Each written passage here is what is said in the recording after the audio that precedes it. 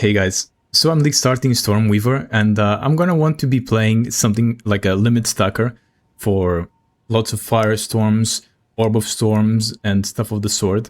But I also want to be stacking infusions, probably to try as well Comet, because it's been basically buffed by 100% damage along with a bunch of other different infusion spells. However, let's just talk about the campaign. I leveled as a more traditional Spark build, but this time we were really stacking Orb of Storms mostly. The damage has been mostly from Orb of Storms, especially for clearing packs.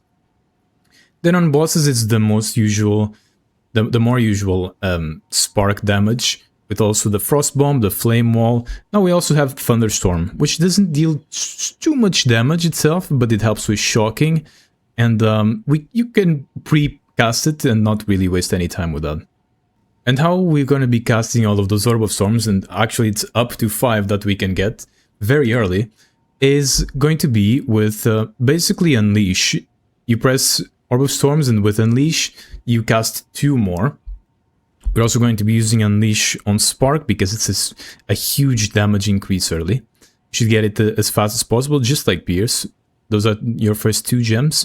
And then we're also going to be using Spell Cascade, which is a different kind of Unleash, if you will. With Frost Bomb, we're going to be casting 3 Frost Bombs at a time. That's actually very relevant because Frost Bomb, besides dealing a little bit of damage and debuffing the enemies with exposure, it will also create, because we're creating 3 Frost Bombs, it's going to be 3 Cold Infusions, which benefits Spark, which has also been buffed, the Cold Infusion portion. The rest of the skills is mostly pretty usual. We're just going to be playing Elemental Storm this time, so that we get to the Ascendancy node that gives us +2 to limit. Right here, this has been buffed, it used to be +1 only. This is how we get 5 Orb of Storms. Also this node right here. And then the Overabundance Super Gem. Unfortunately, I didn't try Firestorm while leveling because I actually didn't remember I could put Unleash on it, even though I've been doing that on like 3 other spells while leveling. I just didn't think about it, unfortunately. But it's probably really good, at least in single target. And then if you want to min-max a little bit, which I didn't include here to not confuse more new players, you should get as a maybe a 2nd or 3rd gem Contagion, and you also put Unleash, we'll have Unleash out here.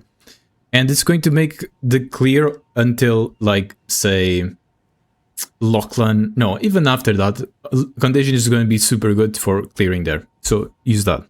I don't like Ember Fusillade. Some people use that. I really don't like it. And then I also talk here about how you should be swapping your support gems, because we are going to respec Ascendancy, because we start with actually the Arcane Surge one. Until we get our 2nd Ascension, then we swap here. And then this is all mentioned here.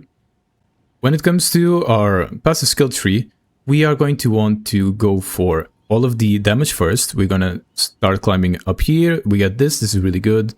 And we then go over here to strip defenses. We get all of these increased exposure nodes. That's really, really good for a single target. And then I think I prefer going up and straight to +1 to orb skills, then get this stuff out here, and then go left even more to get this stuff, or maybe even the efficient casting for the mana cost efficiency. Actually, probably this is going to make things even smoother, even though we're also running mana remnants. I feel like this is really good still. Once you get all the damage stuff, start getting Energy Shield, which is going to be towards the end of the campaign. There's not amazing nodes for damage at that point, and you really want to get a little bit more defense, especially as you go into maps. So first get a few of the Energy Shield nodes, you know, increased max Energy Shield, and then start getting Energy Shield recovery, faster start of Energy Shield recovery, you know, that kind of thing. Let me just mention how it's going to play when it comes to like a rotation, right? So versus trash packs, all you do is just press Orb of Storms and then you spam Spark. That's going to just demolish every trash pack you come across. Then versus bosses, maybe a few especially strong rares, you're going to want to follow a little bit more of a rotation. You can precast Thunderstorm. If you get Unleash on that Thunderstorm, it's going to be, you only have to press it one time. I didn't do that in the campaign. And then you want to do Elemental Weakness.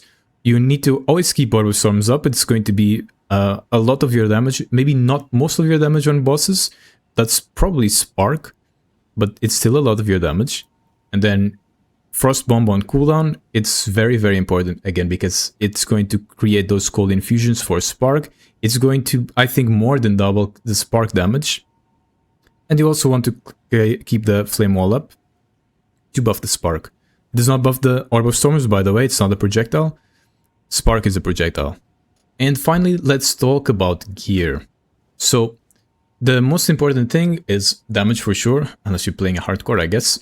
And what matters the most is going to be the weapon. It's always the weapon. And for casters, it's a little bit awkward. What matters by far the most is the level of all spell skills or all lightning skills. You want either of those two. Don't want all fire, don't want all cold, you want all spell or all lightning. Then second up, it's going to be cast speed, and then gain percent of damage is extra of preferably lightning, but anything is good. And then finally, increase spell damage. And increased spell damage is going to come last, because we're already getting a lot of that stat from especially our passive skill tree. So there's going to be a sort of diminishing returns in that regard.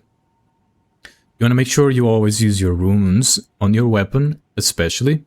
Make sure you always have them for your next upgrade. It's really, really important. And the Storm Rune is going to be the better one, because it's lightning damage. Lightning damage in this game is just better. It's going to shock enemies and it's going to deal more damage. And then this is for trade, basically. I'm playing solo self-found, so I didn't get to use this. But Painter's Servant is really, really nice for the gloves, and you can get it at level 1 immediately. And it's going to at least give you 5% more damage. It's really, really nice for gloves. Gloves for casters don't provide you any damage increase, like flat damage is only 2 attacks and stuff like that. So Painter's Servant is really, really nice. And then for defense, it's much simpler. You will want bases with some energy shield, it can be hybrid. And then you want to just stack life and strength most of all, and resist too. Stacking energy shield begins like at early maps or towards the end of the campaign. Over here I'm also mentioning the item level breakpoints thresholds for the next upgrades that you'd be looking for. So this is for staves and also wands. Starting at item level 25, this is when you get +3 to level all spell skills on staves. The number is a little bit different for wands, it's lower. And then at 36, it's +4 to level of all, say, lightning spell skills. And then at 55, it's +6. So this matters. How you should be thinking about it is when you get to an area level 25, which you can know by pressing tab, and then you look at the hideout, so it doesn't show the number, but look at the top right, and it's going to show the monster level. That's what it says. If it says 25, then cool. Now you can start looting weapons with this. And then at 36, this. So you want to, at those levels, want to start looking for upgrades in that way. Then I also mentioned that for Foci, it's going to be at level 10 and level 41. And boots as well, the movement speed breakpoints. That's about it for the campaign guide. I hope you enjoyed it. Let me know how this was for you, if it was helpful, how I could be doing things a little bit different on the next video I do. I really want to know how I could just present the information in a more, digestible and enjoyable way. I don't want to be doing a lot of editing because I want to play the game so bad, it's so exciting. So let me know. Please like the video. It really helps with growing the channel. Subscribe if you want to see more. And the next video is going to be it's going to be like a day 2 of mapping on this build. So I hope to see you there. And catch me live on Twitch or YouTube on Kick. I'm triple streaming there. And come chat. I love to chat. I love to hang out. So yeah, show up. Thanks so much for watching. See you.